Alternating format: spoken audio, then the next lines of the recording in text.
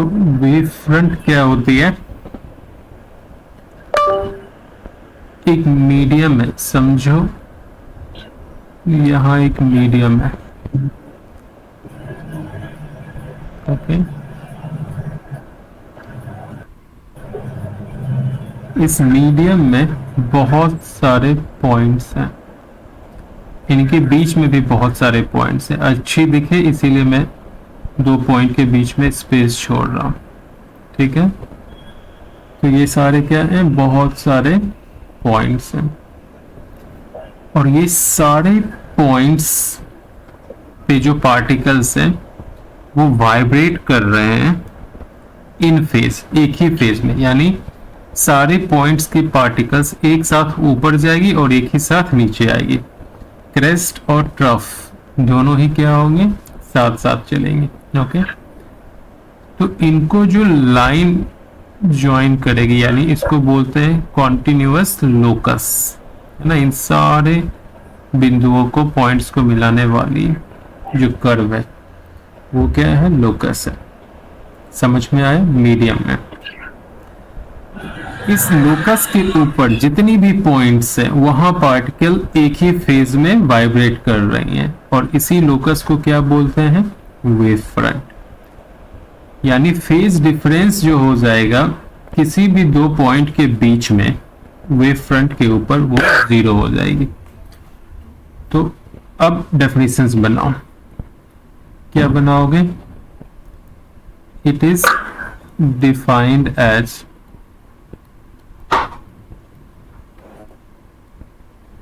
the continuous locus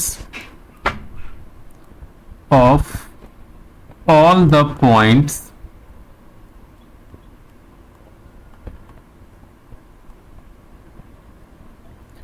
where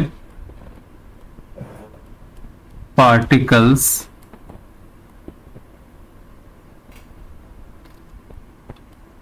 are vibrating in the same phase at a given instant। समझ में आ गया? अब आगे चलते हैं, हम हाइजेंस थ्योरी को डिस्कस करेंगे।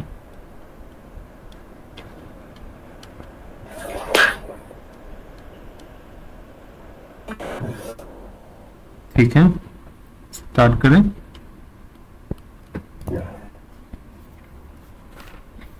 देखो क्या कहती है हाइजेंस थ्योरी। मान लो यहां एक सोर्स है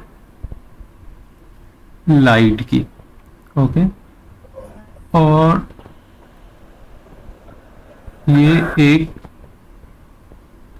स्फेरिकल वेव फ्रंट है। कैसी वेव फ्रंट है? स्फेरिकल। सोर्स को थोड़ा बीच में मैं डालता हूं, इसको बोलते हैं प्राइमरी वेव फ्रंट।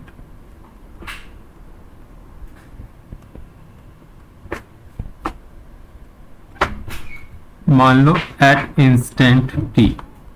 किस इंस्टेंट में? किसी इंस्टेंट टी में, किसी स्पेशल इंस्टेंट टी में। करेक्ट।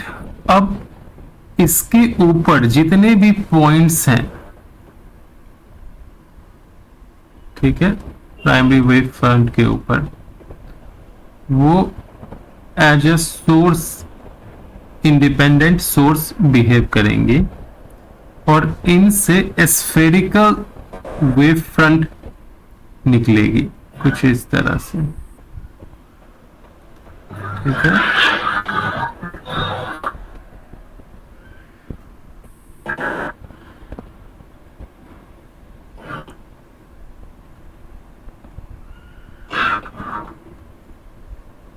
इसको वेवलेट बोलते हैं, वेव फ्रंट नहीं।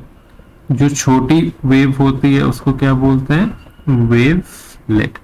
तो ये जो सेकेंडरी सोर्स है है ना, इंडिपेंडेंट सोर्स है। इससे जो निकल रही है स्फेरिकल वेव फॉर्म उसको वेवलेट बोलते हैं।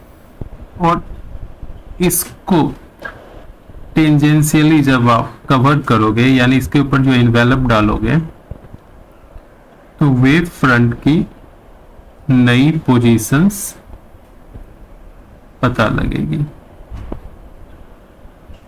और वेव हमेशा फॉरवर्ड ट्रैवल करता है, इसीलिए वेव फ्रंट का जो डायरेक्शन होगा हमेशा फॉरवर्ड होगा, बैकवर्ड नहीं होगा।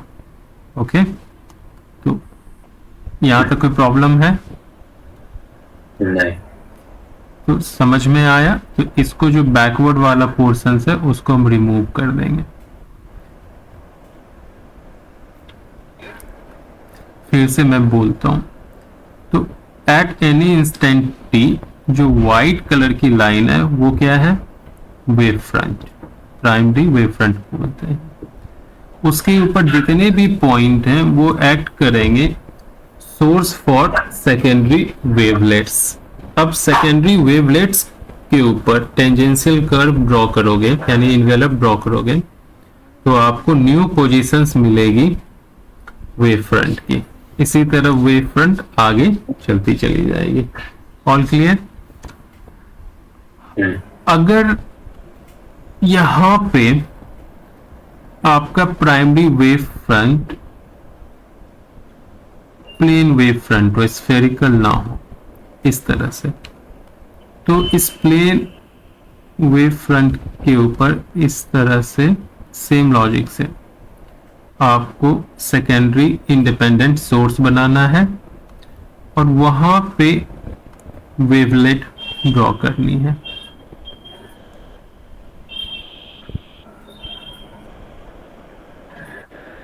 ठीक है,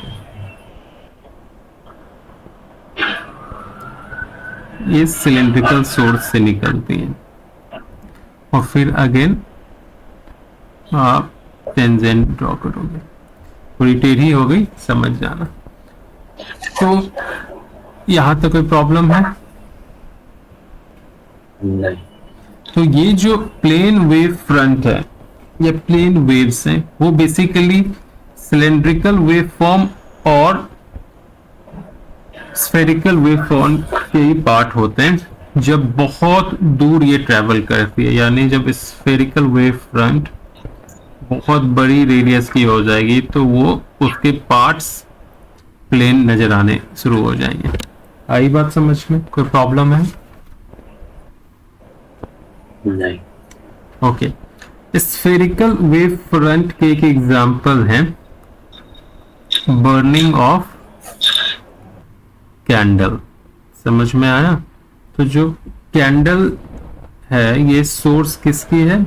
स्फेरिकल वेव फ्रंट के, है ना। पॉइंट सोर्स किसके होते हैं? स्फेरिकल वेव फ्रंट के। क्लियर हो गया? लीनियर सोर्स किसके होते हैं? Cylindrical wave front. याद रहेगा? हाँ। जैसे कि ट्यूबलाइट है ना, वो सिलेंड्रिकल वेव फ्रंट के सोर्स है। ओके, तो जो एक प्लेन वेव फ्रंट होती है वो डिस्टेंट सोर्स यानी बहुत ही दूर में स्थित सिलेंड्रिकल या स्फेरिकल सोर्स की ही पार्ट होती है। आगे चलते हैं।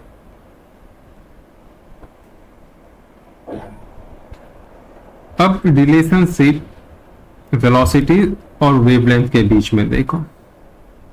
वेवलेंथ और वेलोसिटी डायरेक्टली प्रोपोर्शनल होते हैं। तो इससे क्या मिलेगा? Lambda 1 upon lambda 2 equal to v1 upon v2। इससे पता चलेगा जो रेड लाइट है वो सबसे हाई स्पीड के साथ ट्रेवल करेगी एक मीडियम में, तो lambda red upon lambda violet equal to 1:1 होगा अगर मीडियम वैक्यूम होगा। समझ में आया? या एयर होगा। लैम्डा रेड ग्रेटर देन होगा लैम्डा वॉयलेट से किसी दूसरे मीडियम में। तो इस केस में lambda red upon lambda violet जो होगी वो ग्रेटर देन 1 होगी। क्लियर हुआ? तो अगर ऑल मीडियम के लिए करना हो, मतलब सारे मीडियम इंक्लूडिंग वैक्यूम, तो lambda red upon lambda violet greater than equal to 1 होगी। यहां तक कोई प्रॉब्लम है? नहीं। और इसी को लिख सकते हैं μ2 बाय μ1 भी। चले आगे।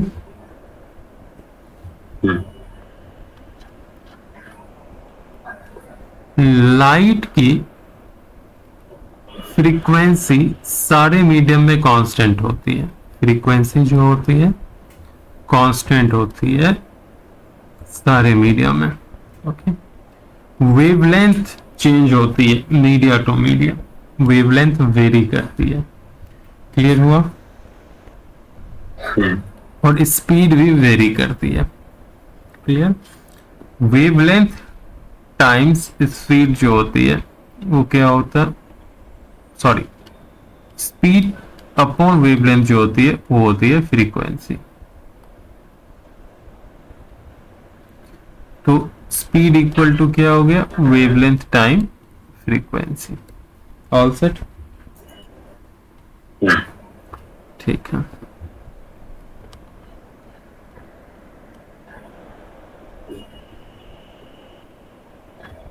अब समझो लाइट जो है वो ट्रेवल कर रही है। Light travels rare to denser medium, rare to denser medium. ठीक है। तो रेयर मीडियम में स्पीड क्या होगी, ज्यादा होगी। Speed of rare medium will be greater than speed denser medium. समझ में आया? इसलिए वेवलेंथ भी जो होगी रेयर मीडियम की वो बड़ी होगी डेंसर मीडियम में। रिफ्रैक्टिव इंडेक्स डेंसर मीडियम की ज्यादा होगी रेयर मीडियम से। डन?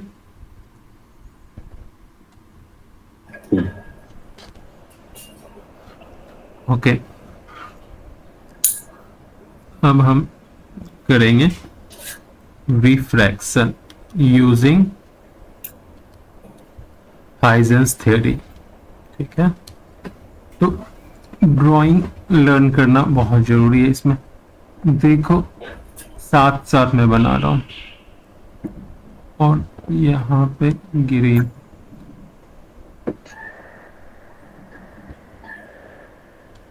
ओके। एक रे आ रही है कुछ इस तरह से, और यहाँ जो है ये डेंसर मीडियम है और यहाँ ये रेयर मीडियम है। मतलब नीचे रेयर हो जाएगी, यहाँ नीचे डेंसर हो जाएगी। ये रे है, तो वेव क्या होगी, रे के परपेंडिकुलर वेव क्या हो जाएगी। एक सेकंड ना, फोन आना। तो यहाँ रेयर से भी सेम लाइट रे आ रही है, तो वेव जो होती है वो परपेंडिकुलर होती है, लेकिन उसके लिए पहले में नॉर्मल ड्रॉ करना पड़ेगा। तो पॉइंट ऑफ इंसिडेंस पे हमने ये नॉर्मल ड्रॉ कर ली। सिमिलरली यहाँ भी हमें नॉर्मल ड्रॉ करना पड़ेगा। तो ये हो गई नॉर्मल। अब इस लाइन के परपेंडिकुलर वेव, और वेव में एरो नहीं डालना है, इंपॉर्टेंट है। यहाँ पे भी वेव में एरो नहीं डालना है, याद रखनी है इस बात को। ओके। अभी देखो ये है एंगल ऑफ इंसिडेंस, तो यहाँ ये भी क्या हो गई एंगल ऑफ इंसिडेंस, और प्लेन सरफेस के साथ जो वेव होगी वो भी होगी एंगल ऑफ इंसिडेंस। यहाँ ये हो जाएगी एंगल ऑफ इंसिडेंस। अभी अब दूसरी जो रे बनेगी, यानी ये पॉइंट ऑफ इंसिडेंस है। अब वेव की ये पार्ट जब यहां आएगी तो कुछ इस तरह से लैंड करेगी, यहां परपेंडिकुलर होगा और ये रे है अगेन। सिमिलरली यहां लैंड करेंगे और ये रे है। ध्यान देने वाली बात यह है कि मान लो यहां स्पीड इसकी है v1, तो t टाइम में ये पॉइंट यानी रे यहां से यहां आती है, तो डिस्टेंस हो गई ये वाली पूरी v1t। इसका नाम ab दे देते हैं और इसको बोलते हैं अगेन v1t। ठीक है, यहां तक कोई प्रॉब्लम है? नहीं। तो जब रे यहां से पॉइंट ए से पॉइंट बी में आएगी, इस पॉइंट ऑफ इंसिडेंस को m दे दो, इसको भी m दे दो, तब तक सेकेंड मीडियम में यानी रेयर मीडियम में यहां से वेव फ्रंट आगे ट्रेवल कर चुकी होगी। ठीक है, तो ये जो लेंथ है, देखो डेंसर से आप कहां जा रहे हो? रेयर में जा रहे हो। क्लियर हो? तो अभी क्या होगा, आपको स्पीड ज्यादा मिलेगी, है ना? क्लियर हो? कोई प्रॉब्लम है? रेयर में स्पीड ज्यादा होगी, तो v2 इंटू टी, टाइम तो सेम है, तो ये डिस्टेंस जो भी है उससे ज्यादा डिस्टेंस की यहाँ पे आपको स्फेरिकल वेव फ्रंट ड्रॉ करना पड़ेगा। इस पॉइंट से वेवलेट ड्रॉ करना पड़ेगा। सॉरी, बार बार मैं वेव फ्रंट बोल देता हूं, वेवलेट है। ठीक है, जो सेकेंडरी सोर्स है उससे वेवलेट। तो जो भी ये है उसको रेडियस लेना है और थोड़ा सा बढ़ा देना है। ठीक है, तो मिल जाएगी आपको v2t। तो मान लो मैं यहां लेता हूं और यहां लेता हूं, तो ये कुछ यहां अप्रोच करेगी इस,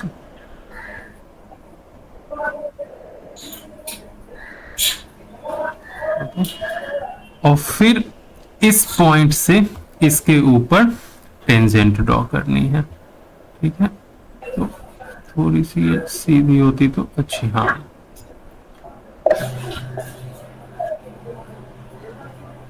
गड़बड़ हो गई।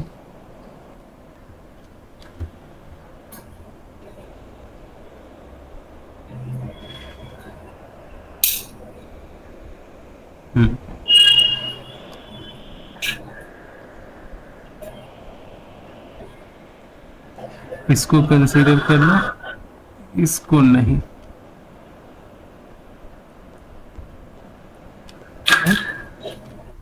तो जिस पॉइंट पे टेंजेंट पड़ी हुई है, आप उसको थोड़ा सा और देखने में अच्छा लगे, इसीलिए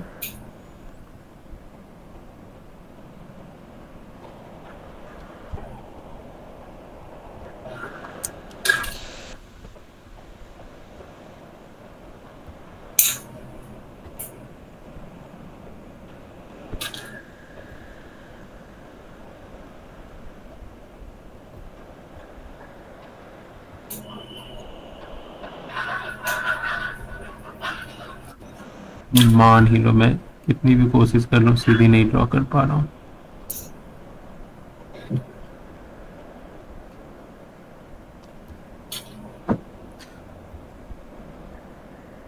अगर लाइट बेंड नहीं करती तो कुछ इस डायरेक्शंस को फॉलो करती, लेकिन ये जा कहां रही है? यहां पे, है ना? और ये हो जाएगी रिफ्रैक्टेड रे। ओके, और ये जो लेंथ है v2t है और ये वेव है। ओके, तो रिफ्रैक्टेड वेव और प्लेन के बीच जो एंगल है वो है एंगल ऑफ रिफ्रैक्शंस, और यहाँ नॉर्मल और रिफ्रैक्टेड वे के बीच में जो एंगल है वो है एंगल ऑफ रिफ्रैक्शंस। ओके, सिमिलरली यहाँ पे जब ये यहाँ आएगी तो डेंसर में स्पीड कम हो जाएगी, तो इस लेंथ से छोटी लेंथ v2 की लेंथ जो होगी वो छोटी, मतलब मैं इतनी छोटी ले लेता हूं।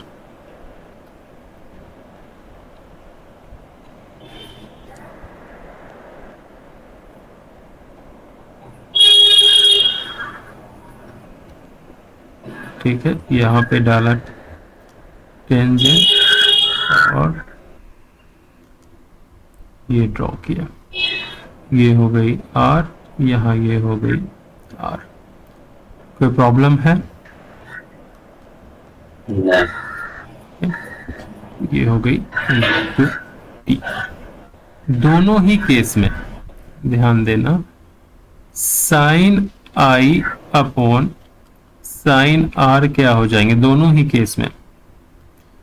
V2 t upon sorry V1 t upon MB upon V2 t upon MB बराबर। MB और MB कैंसल, T और T कैंसल्स, तो sine i upon sine r जो होगी वो हो जाएगी V1 बाय V2, है ना। और देखो रिफ्रैक्टिव इंडेक्स का डेफिनेशंस क्या होता है? Speed of light in vacuum upon speed of light in medium को बोलते हैं उस मीडियम की रिफ्रैक्टिव इंडेक्स, करेक्ट। तो V को क्या बोल सकते हैं? C बाय म्यू, तो यहाँ V1 को क्या बोल सकते हैं? C बाय म्यू 1 और यहाँ C बाय म्यू 2, करेक्ट। अब sine i upon sine r क्या हो गई? V1 by V2 equal to mu 2 by mu 1, correct. तो ये है स्नेल्स लॉ जो कि प्रूफ हो गई है। All clear? हाँ। अब दूसरा जो है इंसिडेंट रे, रिफ्रैक्टेड रे और नॉर्मल एक ही प्लेन में होती है। इस बात को कहने के लिए आप सिर्फ इतना बोल देना, क्योंकि हमने जो ड्रॉ किया है वो पेपर में ड्रॉ किया है। इसमें ड्रॉ किया प्लेन ऑफ पेपर में। इससे ये एविडेंस मिलती है कि ये तीनों क्या है? एक ही प्लेन में है। क्लियर हो गया? गुड। तो इसमें फिर से मैं रिपीट कर दूं, यहाँ पे मिरर लिया है या रिफ्लेक्टिंग सरफेस, ये ऑब्जेक्ट है, ऑब्जेक्ट से लाइट रे आई है और ये है पॉइंट ऑफ इंसिडेंस, ठीक है। और इंसिडेंट रे नॉर्मल के बीच में एंगल ऑफ इंसिडेंस आई बनी है। ये वेव है, इसीलिए यहाँ पे मैंने एरो नहीं डाला है। अब ध्यान देने वाली बात है, जब यहां से रे यहां रीच करेगी 90 डिग्री, वेव का ये पार्ट जब सरफेस पे पड़ेगा ये 90 डिग्री है, ओके। और ये जो स्पीड है इस मीडियम में वो v1 है, क्लियर। तो लेंथ कितनी हो गई? v1t।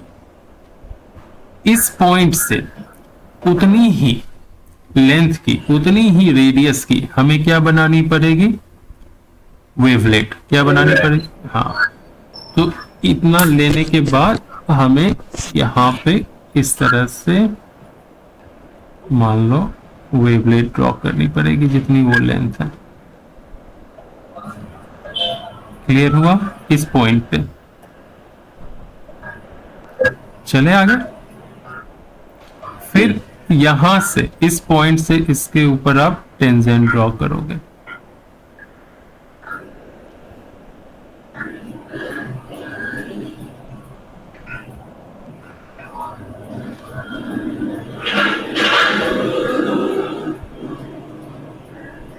ओके। और फिर इस से इसको मिला दोगे, तो ये हो गई आपकी रिफ्लेक्टेड रे और ये हो गई angle of refraction I prime, ठीक है। कोई प्रॉब्लम है? नहीं। पक्का? हाँ। ठीक, ठीक है। ये रिफ्लेक्टेड वेव है यहां से यहां, तो ये हो गई एंगल ऑफ रिफ्रैक्शन जो कि प्लेन के साथ बन रहे हैं, करेक्ट। अब नेमिंग कर देते हैं। इसका m डाला, इसको k, इसको j, इसको c, इस पॉइंट को टी, और कोई पॉइंट बचता है? नहीं बचता। चलें आगे। तो मुझे बताओ इन दोनों ट्राइंगल में, इसमें और इसमें, मैं इसको कलर कर देता हूं, इसमें जो कलर्ड है और जो कलर नहीं है, यानी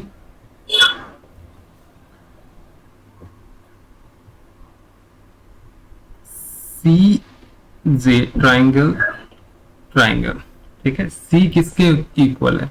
जे के इक्वल है ना। एम किसके इक्वल होगी? बोलो, कुछ तो बोलो। के बच क्या जाता है? के एम, ठीक है। इन दोनों ट्राइंगल में देखना। ओके, स्टार्ट करें। तो कौन कौन सी एंगल इक्वल है? ये एंगल और ये एंगल क्या है? इक्वल है, 90 डिग्री फॉर्म कर रहे हैं। ये दोनों में ही कॉमन है, ठीक है। और ये लेंथ और ये लेंथ इक्वल है, दोनों ही कितनी है? v1t, correct. तो क्या हो गया? ये दोनों ट्राइंगल कॉन्ग्रुएंट हो गए। किससे? एस एस ए, और राइट एंगल है तो आर एच एस भी बोल सकते हो। एस एस ए कॉन्ग्रुएंसी से दोनों ही ट्राइंगल क्या हो गए? कॉन्ग्रुएंट हो गए। समझ में आया? देयरफॉर जे एम के इक्वल टू सी के एम हो जाएगा, है ना।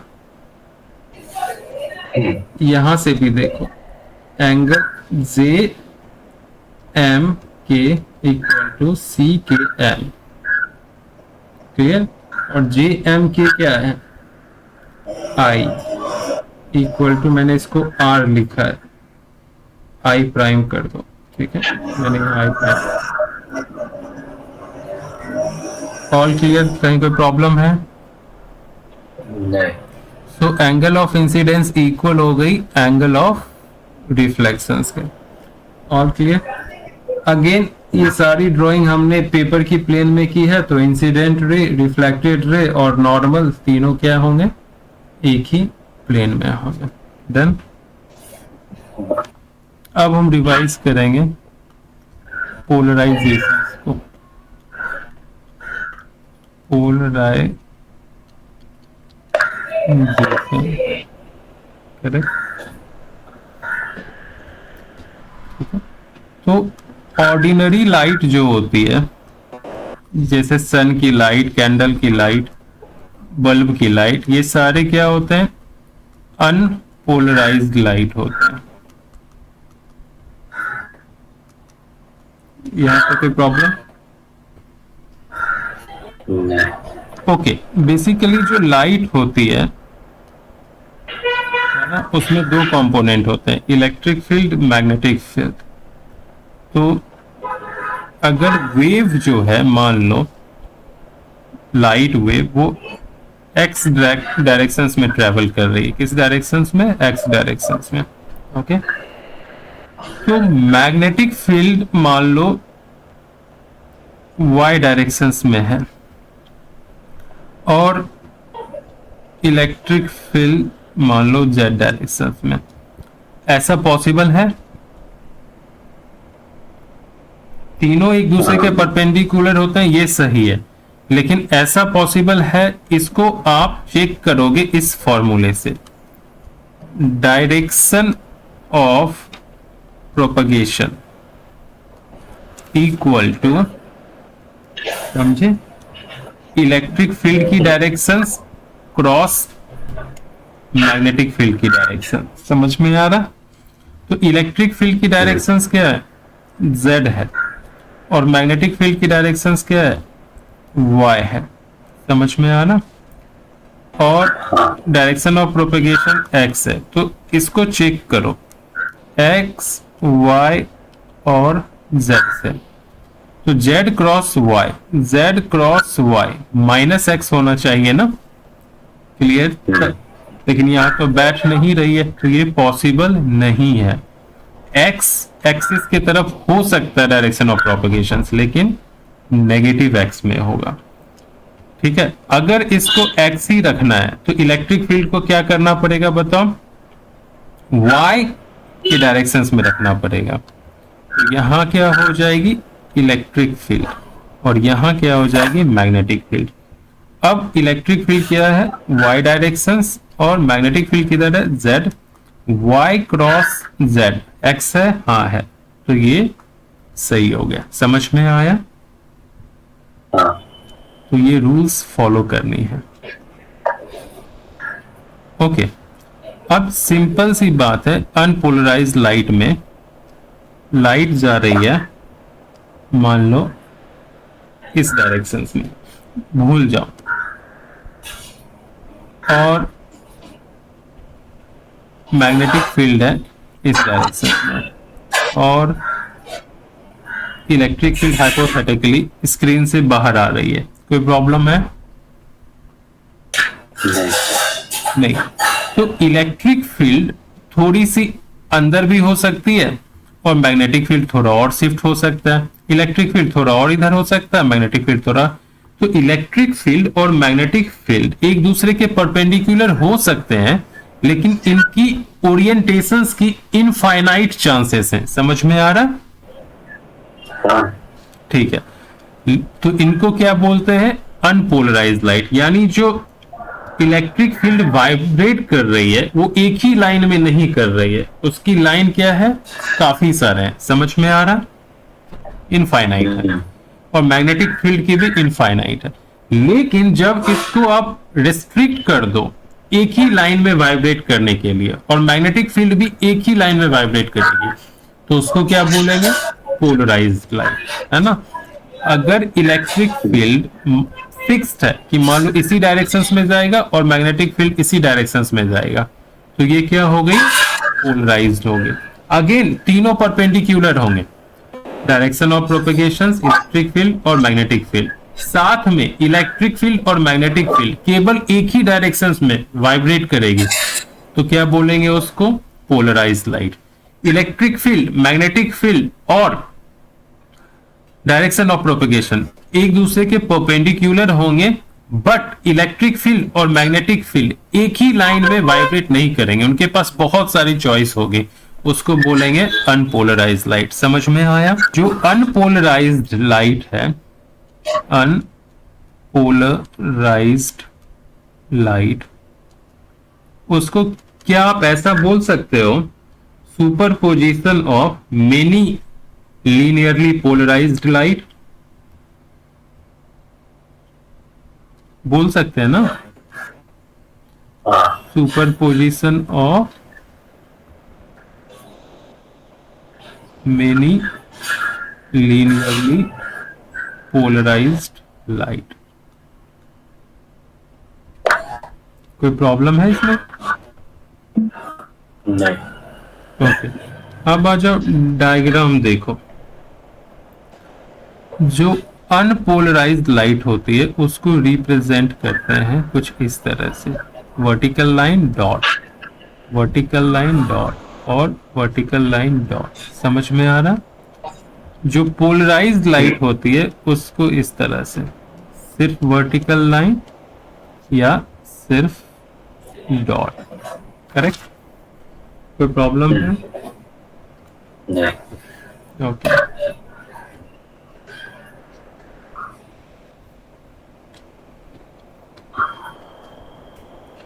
अब पोलराइजर देखो।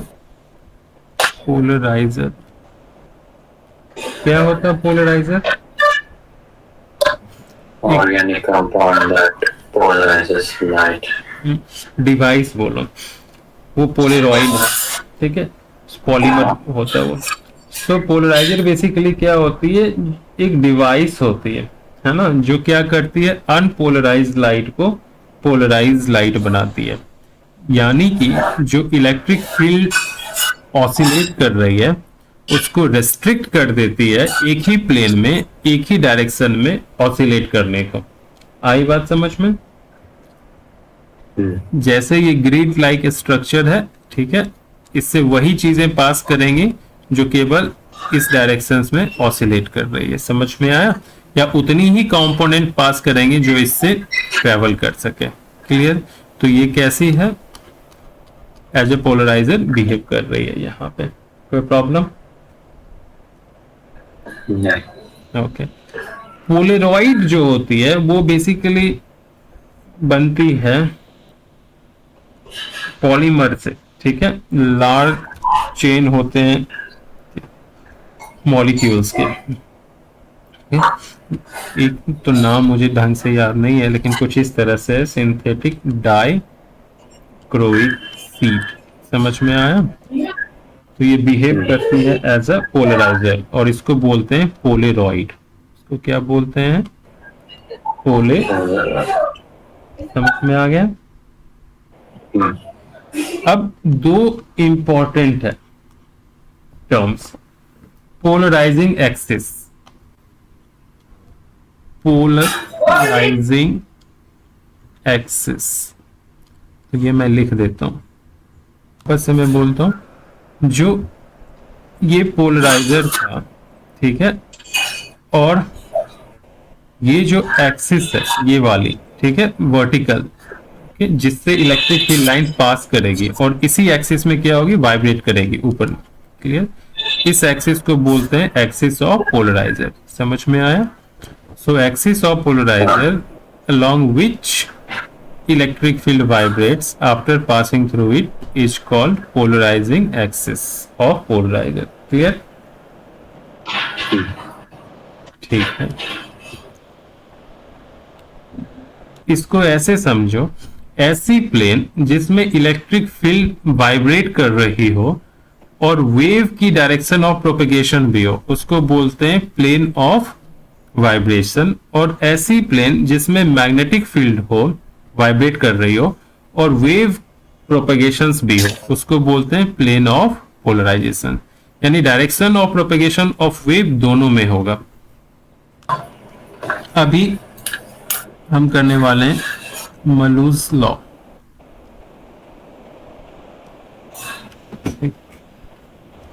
सो बेसिकली यहां पे एक पोलराइजर है, ओके, और यहां अनपोलराइज्ड लाइट है। कैसी लाइट है? Unpolarized light. इस अनपोलराइज्ड लाइट की इंटेंसिटी है आई नॉट। तो फर्स्ट टाइम पोलराइजर से जब ये पास करेगी तो इसकी इंटेंसिटी हो जाएगी आई नॉट बाई 2। मान लो इसके बाद भी एक पोलराइजर लगा दिया, अब जो लाइट इससे निकलेगी, पहले तो इससे निकली और फिर पास की, तब जो होगी इंटेंसिटी वो होगी I naught by 2 cos square lambda. और यहाँ जो लैम्डा है वो एंगल है between the axis of polaroids या पोलराइजर। लैम्डा क्या है? Angle between the axis of polarisers, plural मतलब इन दोनों के बीच का। ओके, समझ में आया? तो इस तरह से मिलेगा हमें फाइनल। याद रखना यहां अनपोलराइज्ड लाइट है। समटाइम्स सवाल में आपको एक ही पोलराइजर दिया हुआ रहेगा। क्लियर? और जो लाइट आ रही है वो अनपोलराइज्ड नहीं है, वो पोलराइज्ड है। वो क्या है? पोलराइज्ड। और उसकी इंटेंसिटी कितनी है? आई नॉट। तो इससे जो लाइट पास करेगी वो क्या हो जाएगी? आई नॉट कॉस स्क्वायर लैम्डा। समझ में आया? और लैम्डा जो है इस पोलराइजर और इसके जो इलेक्ट्रिक फील्ड है, direction of vibration of electric field, उन दोनों के बीच की डायरेक्शन से। क्लियर हुआ?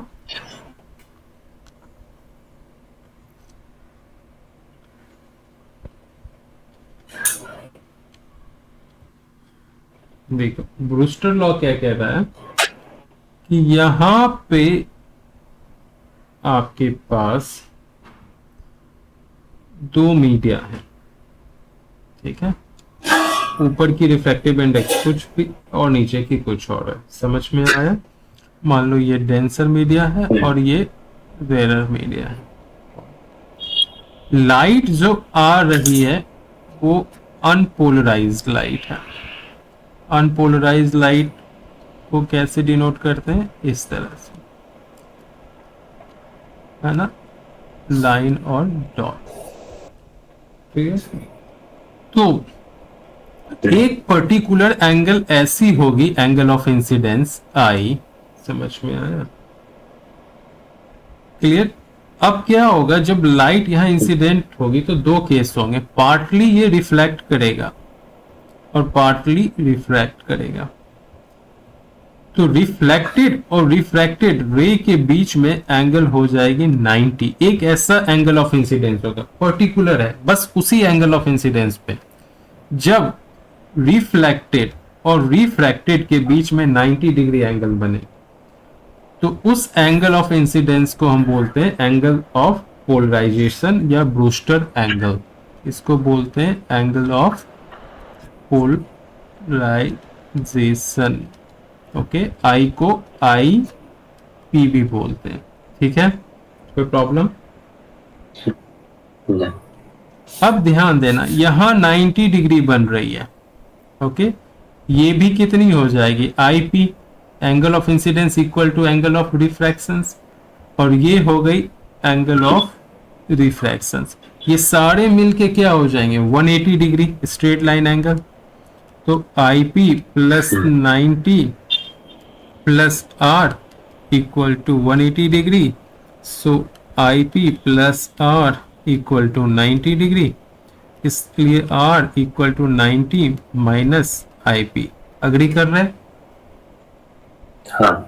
अब स्नेल्स लॉ लगाना है। स्नेल्स लॉ क्या कहता है? Sine i that is i p sine r equal to mu two upon mu one. ये है म्यू टू, ये है म्यू वन। तो यहां हो जाएगा साइन आई पी और साइन आर क्या बन जाएगा? कॉस आई पी, है ना, क्योंकि R इक्वल टू क्या है? 90 माइनस आई पी, करेक्ट? हाँ। तो अब ये हो जाएगी म्यू टू 1, तो यहां हो जाएगा 10 I P equal to mu two 1। Clear हुआ? अगर हमारा मीडिया एयर हो या कुछ और हो तो बात अलग होगी, समझ में आ रहा? तो 1 ले लेंगे, all set.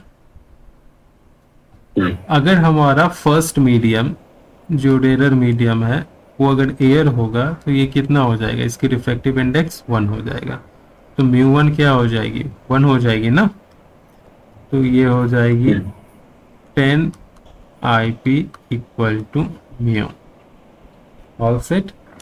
So IP equal to 10 inverse mu। Brewster angle क्या है? एंगल ऑफ इंसिडेंस है ना, जहां angle between refractions, sorry, refracted ray और रिफ्लेक्टेड रे कितनी हो जाएगी? 90 डिग्री, है ना। वेयर अरे चल क्यों नहीं रही? हाँ, एंगल बिटवीन रिफ्रैक्टेड रे, ठीक है, and reflected ray is 90 degree, all set, correct. तो इसी को शॉर्टकट में कैसे लिखेंगे? मान लो थीटा भी ब्रूस्टर एंगल है या आई पी ब्रूस्टर एंगल है, वो होगी angle of incidence, whereas r plus, बोलो, एंगल ऑफ इंसिडेंस, क्योंकि एंगल ऑफ इंसिडेंस इक्वल होता है एंगल ऑफ रिफ्लेक्शन के, ये एंगल ऑफ रिफ्रैक्शन है, ठीक है, समझे? हाँ। ठीक, चलो। एक और चीज ध्यान देने वाली बात है, ये जो पोलराइज्ड होगी उसका डायरेक्शन पेपर की प्लेन के परपेंडिकुलर होगा, इसलिए सिर्फ डॉट डॉट डालेंगे यहाँ पे। समझ में आया कैसा होगा? परपेंडिकुलर होगा। क्लियर? ये बहुत इंपॉर्टेंट पॉइंट है। तो रिफ्लेक्टेड रे में जो लाइट पोलराइज्ड होगी उसकी पोलराइजेशन की एंगल क्या होगी, यानी पोलराइजेशन किस डायरेक्शन में होगी? Perpendicular to the plane of the paper. और ये जो रिफ्रैक्टेड रे है ये पार्शियली पोलराइज्ड होगी, ठीक है, ना ही अनपोलराइज्ड होगी ना ही पोलराइज्ड होगी। ये क्या होगी? पार्शियली पोलराइज्ड होगी। तो डेफिनेशंस बना के दो। tan theta p angle of polarization या tan आई पी, ठीक है, दोनों ही चलता है, इक्वल टू म्यू है। तो इससे मुझे ब्रूस्टर लॉ बताओ इस इक्वेशन से। क्या बोलोगे? Tangent of the Brewster angle is equal to the reflective index, है ना? समझ में आ रहा? हाँ, और कैसे बोल सकते हैं ब्रूस्टर लॉ को? When light is incident on a transparent medium at a specific angle, the reflected light becomes completely plane polarized. समझ में आ रहा? पक्का? जब एक लाइट पर्टिकुलर एंगल पे फॉल करेगी एक ट्रांसपेरेंट मीडियम के ऊपर, तो उस केस में रिफ्लेक्टेड लाइट जो होगी कंप्लीटली प्लेन पोलराइज्ड होगी, है ना? डिफ्रैक्शंस क्या होती है? डिफ्रैक्शंस भी बेंडिंग ऑफ लाइट ही है, लेकिन यहां पे एक थोड़ा सा डिफरेंस है। रिफ्रैक्शंस में लाइट तब बेंड करेगी जब एक मीडियम से दूसरे मीडियम में जाएगी, और डिफ्रैक्शंस में लाइट बेंड करेगी जब लाइट के पाथ में कोई ऑब्स्टिकल आ जाएगा। ठीक है, अगर मान लो ये बहुत ही छोटी ऑब्स्टिकल आ गई, क्लियर, यहाँ पे, और ये है स्क्रीन, लाइट को यहीं तक जाना चाहिए, ठीक है, ये है इल्यूमिनेटिंग रीजन्स। यहाँ आप गेस करते हो कि लाइट यहाँ तक आएगा, लेकिन लाइट ये जो रीजन है जिसको ज्योमेट्रिकल शैडो रीजन बोलते हैं, वहां पे भी चला जाए। इसका मतलब क्या है? लाइट कॉर्नर से यहाँ बैंड होके यहाँ इस तरह गया है ना?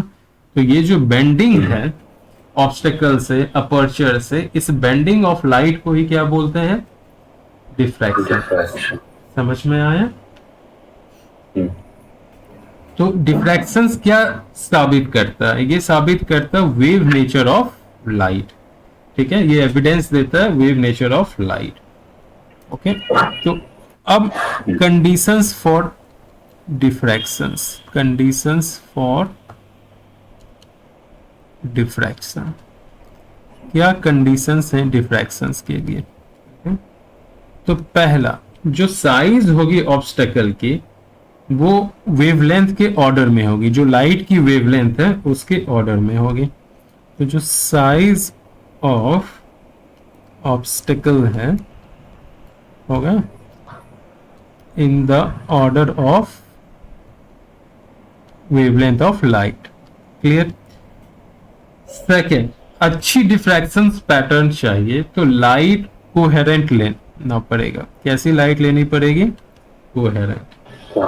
और जो सेपरेशन है अपर्चर और स्क्रीन के बीच में वो बहुत ज्यादा होना चाहिए अपर्चर के साइज से, यानी जो डी की साइज है वो ए के साइज से, स्लिट विड्थ से, अगर स्लिट अपर्चर है उससे बहुत ही बड़ी होनी चाहिए।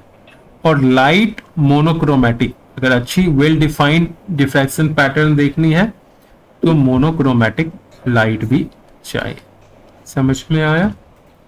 ऐसा नहीं है कि व्हाइट लाइट में डिफ्रैक्शन नहीं दिखेगा, वहां भी दिखे, लेकिन वेल डिफाइंड कहाँ दिखेगी? मोनोक्रोमेटिक लाइट में। समझ में आ गई? तो यहाँ जो साइज ऑफ ऑब्स्टेकल है वो वेवलेंथ के ऑर्डर में होना चाहिए और उससे थोड़ी सी बड़ी ही होना चाहिए, तो इक्वल नहीं, ठीक है, ऑर्डर में होनी चाहिए लेकिन थोड़ी सी बड़ी होनी चाहिए। अगर वेवलेंथ से छोटी हो गई अपर्चर तो उस केस में डिफ्रैक्शन नहीं दिखेगा। आ गई बात समझ में? अब डिफ्रैक्शंस के टाइप देखो। डिफ्रैक्शंस के दो टाइप होते हैं, एक होता है फ्रॉनहोफर जिसे हमें पढ़ना है, और दूसरा होता है फ्रेस्नेल। क्लियर? तो देखो, फ्रॉनहोफर के केस में मान लो एक सिंगल स्लिट है, ये स्क्रीन है, यहाँ सोर्स ऑफ लाइट है, यहाँ पे एक ऑब्स्टिकल है, यहाँ सोर्स ऑफ लाइट है, और मान लो यहाँ स्क्रीन है। ओके, तो ये सोर्स ऑफ लाइट और अपर्चर के बीच जो डिस्टेंस होगा वो, और अपर्चर और स्क्रीन के बीच में जो डिस्टेंस होगा वो, दोनों ही इनफाइनाइट होनी चाहिए, या मतलब बहुत ज्यादा बड़ी होनी चाहिए। दोनों ही क्या होनी चाहिए? इनफाइनाइट होनी चाहिए। समझ में आया? हाँ, इसमें एक इनफाइनाइट हो गया, एक क्लोज भी है, तो काम चल जाएगा। दोनों इनफाइनाइट होना जरूरी नहीं है। समझ में आया? क्लियर हो? हाँ, तो सेपरेशन बिटवीन सोर्स और स्लिट क्या होगी? इनफाइनाइट होगी। सेपरेशन बिटवीन स्लिट और स्क्रीन क्या होगी? वो भी इनफाइनाइट होगी। करेक्ट? और बीम जो है वो परपेंडिकुलरली फॉल करेगी किसके ऊपर? अपर्चर के ऊपर। कैसे फॉल करेगी? परपेंडिकुलरली। कहीं पे प्रॉब्लम है? नहीं, ठीक है। तो डिफ्रैक्शन पैटर्न डिपेंड करता है वेवलेंथ ऑफ द लाइट। जिस लाइट की वेवलेंथ ज्यादा होगी, डिफ्रैक्शन पैटर्न वाइडर बनेगा। अगर वेवलेंथ कम होगी, डिफ्रैक्शन पैटर्न नैरोअर बनेगा। समझ में आया? कोई प्रॉब्लम? नहीं, अब सिंगल स्लिट डिफ्रैक्शंस के लिए देखो कुछ फॉर्मूले। ये हो गई स्लिट विड्थ ए, क्लियर हुआ? और ये यहाँ पे मिलेगी सेंट्रल ब्राइट फ्रिंज। मान लो ये मिनिमा है। समझ में आया? First secondary minima. क्लियर? ये है मिनिमा। ओके, या nth सेकेंडरी मिनिमा। क्लियर? कोई प्रॉब्लम? ना, इसके लिए फॉर्मूला क्या होता है? यहां से इसको आप मिला दो, ये हो गई थीटा। तो आप लिखोगे a sine theta equal to n lambda, है ना? और n होगी 1 2 3 डैश डैश डैश। तो इससे आपको मिनिमम मिलेगा। लेकिन अगर n 0 होगी तो सेंट्रल मैक्सिमा मिलेगा। क्लियर? अगर a sine theta equal to 2n plus 1 by 2 lambda हो, और n इक्वल टू 0 1 2 कुछ भी हो, तो उस केस में क्या मिलेगा? मैक्सिमा मिलेगा, सेकेंडरी। करेक्ट? Bright interference. कहीं कोई प्रॉब्लम है? नहीं, ओके, पक्का ना? फ्रिंज विथ सेम होती है जैसे इंटरफेरेंस पैटर्न में, लैम्डा डी बाई डी। इसकी फ्रिंज विथ कितनी होती है? Lambda D by D. Central bright fringe की फ्रिंज विथ डबल होती है, 2b होती है, यानी 2 लैम्डा डी बाई डी होती है। Clear? 2 lambda D by D किसकी होती है? सेंट्रल ब्राइट फ्रिंज की फ्रिंज विथ। तो सेंट्रल ब्राइट फ्रिंज देखो कुछ इस तरह से होगा, फिर ध्राम से गिरेगी। ओके, कोई प्रॉब्लम है? नहीं, तो इसकी इंटेंसिटी जो है सेंट्रल ब्राइट फ्रिंज के दोनों साइड ड्रास्टिकली ड्रॉप करती है। ओके, ठीक। अब मेन सवाल है डिफरेंस बिटवीन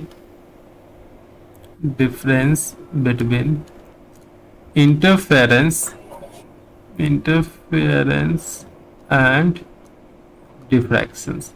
दोनों के बीच में क्या डिफरेंस है?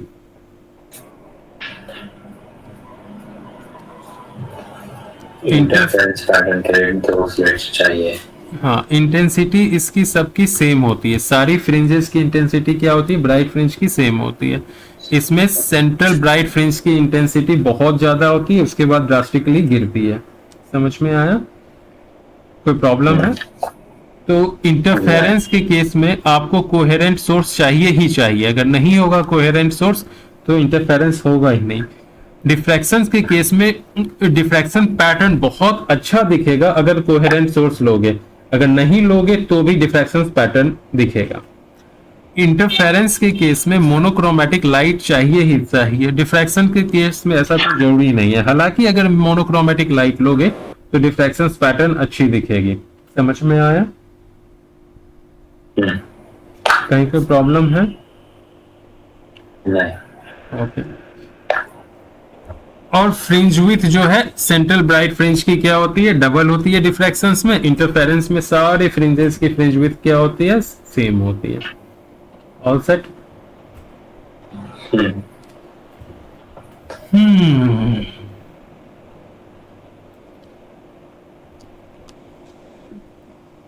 थीटा जो निकलेगी, समझ में आया, उसको क्या बोलोगे, m lambda by a minima के लिए। समझ में आया? या एन लैम्डा बाय ए, जो भी चाहो। और थीटा जो होगी वो मैक्सिमा के लिए, समझ में आया, एंगुलर फ्रिंज विड्थ, वो क्या हो जाएगी 2m+1/2 लैम्डा बाय ए। यहां तक कोई प्रॉब्लम? पक्का? ध्यान से सुन लेना, मेरे नोट्स में है तो अच्छे से लिख कर देगा।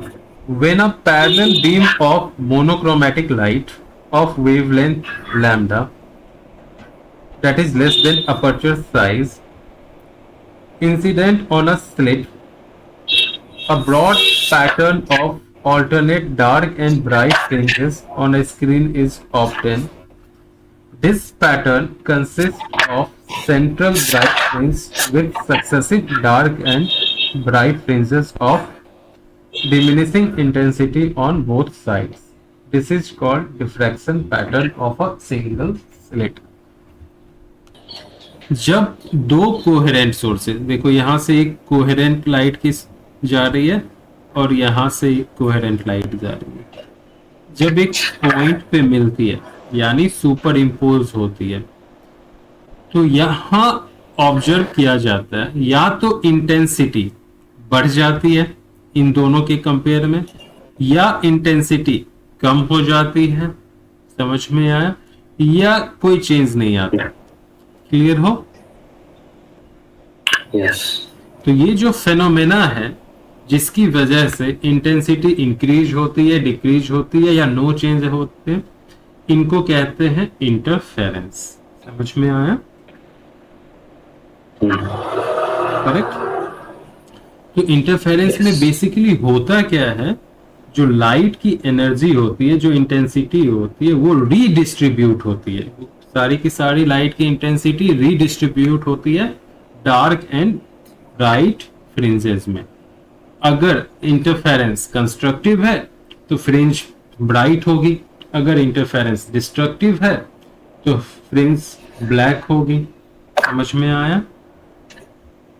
डार्क होगी, ब्लैक नहीं, डार्क होगी। ओके, चलो वापस से आते हैं। यहां पे मान लो दो स्लिट्स है, स्लिट से ही समझाता हूं। यहां से एक लाइट आई जिसकी इंटेंसिटी है आई, और यहां से जो लाइट आ रही है उसकी भी इंटेंसिटी है आई। यहां पे इंटरफेयर कर रहे हैं। जब ये दोनों कंस्ट्रक्टिवली इंटरफेयर करेंगे तो देखा जाएगा यहाँ जो इंटेंसिटी है वो कितनी हो गई, 4 गुनी हो गई सिंगल इंटेंसिटी के। अगर डिस्ट्रक्टिवली करेंगे तो देखा गया वो कितनी हो जाएगी, 0। समझ में आया? कोई प्रॉब्लम है? नहीं। पक्का ना?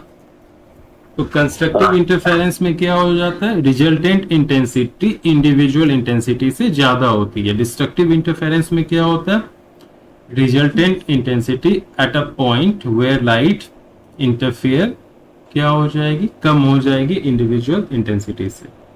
ओके, तो इंटरफेरेंस की डेफिनेशन हो गई। अब कंडीशंस देखो,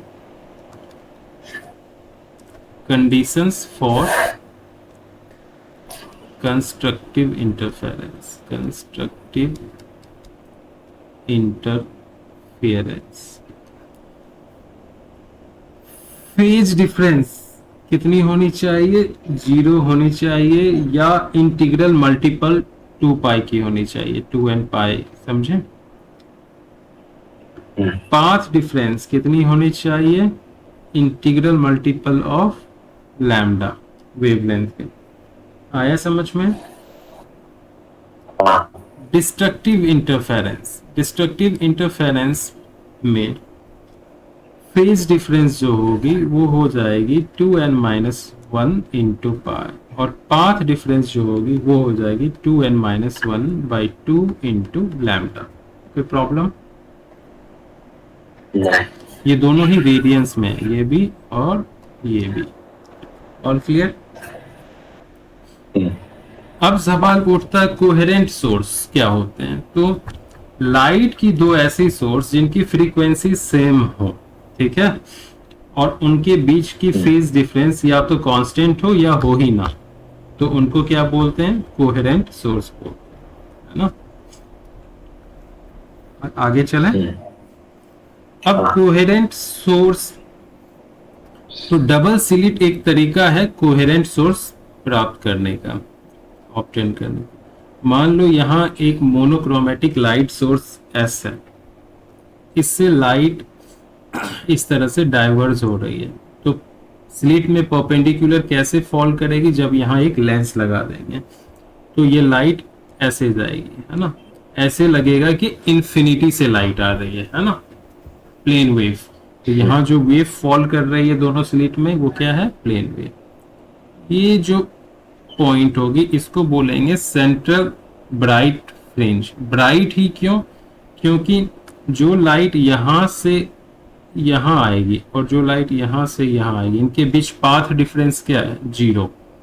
पाथ डिफरेंस 0 होने की वजह से क्या हो जाएगा, ये ब्राइट फ्रिंज होगा। कहीं कोई प्रॉब्लम है? नहीं। पक्का समझ में आया?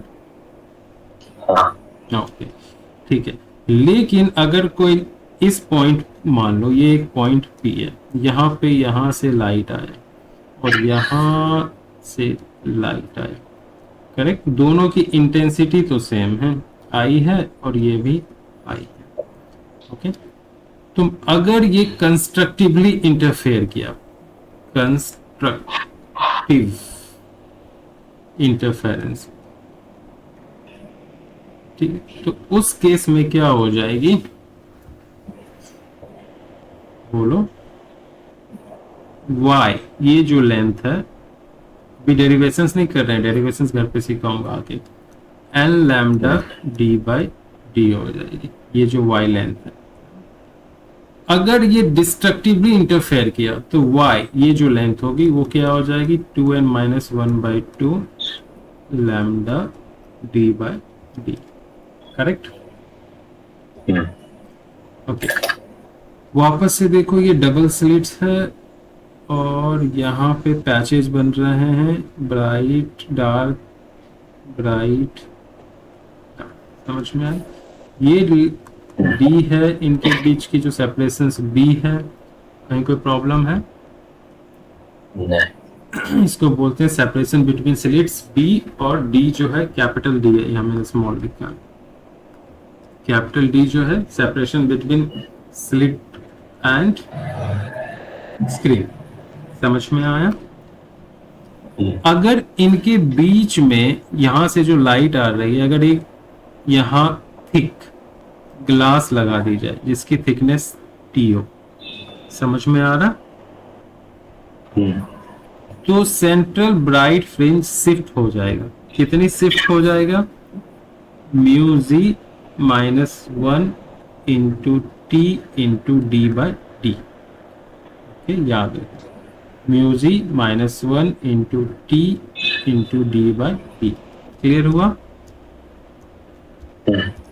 और y जो है ये yn, ये कितनी शिफ्ट होंगे, yn जो होंगे वो n lambda mu G minus 1 t, और ये हो जाएगा d by D. All clear? Yes. Fringe with में कोई चेंजेस नहीं आएगा, फ्रिंज विथ सेम होगी, lambda D by D. Fringe with जो होगी, w जो होगी, जो बीटा होगी वो सेम होगी, लैम्डा डी अपॉन डी। कहीं कोई प्रॉब्लम है? नहीं। ओके, तो और फॉर्मूले फटाफट काम खत्म हो जाएगा। आई मैक्स अपॉन आई मिन जो होती है वो होती है a प्लस बी का whole square upon a minus b का होल स्क्वायर। इसको ऐसे समझो, दो स्लिट्स हैं और इस पॉइंट पे इसकी इंटेंसिटी है I1, इसकी इंटेंसिटी है I2। इसका एम्पलीट्यूड हो जाएगा A, इसका एम्पलीट्यूड हो जाएगा B। जब ये इंटरफेयर करेंगे तो रिजल्टेंट इंटेंसिटी या तो मैक्सिमम मिलेगी या मिनिमम। तो I मैक्स जो मिलेगी वो हो जाएगी a प्लस बी का होल स्क्वायर, k इंटू ए प्लस बी का होल स्क्वायर, और I मिन जो मिलेगी वो k इंटू ए माइनस बी का होल स्क्वायर। समझ में आया? और I1 जो है वो k a स्क्वायर और I2 जो है वो k b स्क्वायर। और क्लियर?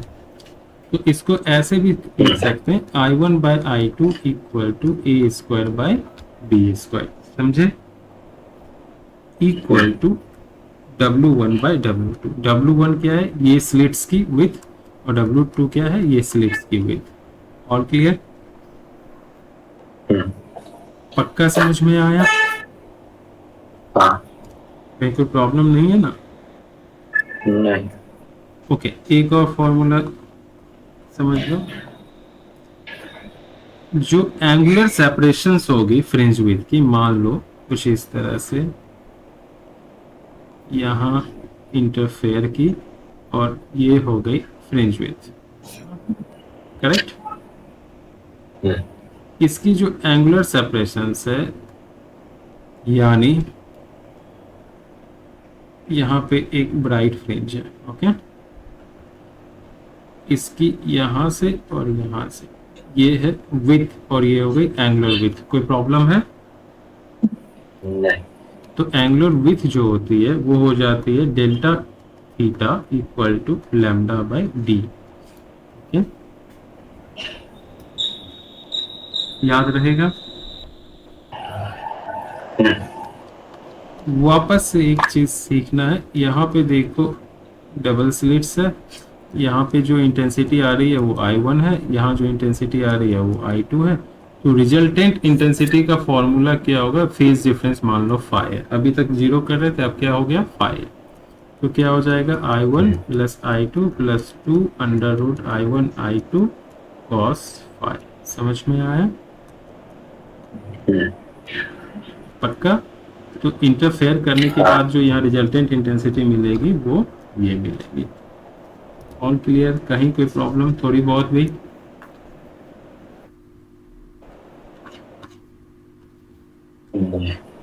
अब है conditions for good interference pattern. क्या क्या कंडीशन हो सकते हैं? पहला, लाइट कैसी होनी चाहिए? कोहेरेंट सोर्स होनी चाहिए। दूसरा, मोनोक्रोमेटिक लाइट सोर्स होनी चाहिए। तीसरा, इंटेंसिटी सेम होनी चाहिए, दोनों की है। चौथा, सेम स्टेट ऑफ पोलराइजेशंस में होना चाहिए, दोनों लाइट वेव, दोनों ही स्लिट से जो लाइट वेव आएगी वो क्या होनी चाहिए? सेम स्टेट ऑफ पोलराइजेशंस में होनी चाहिए। आई बात समझ में?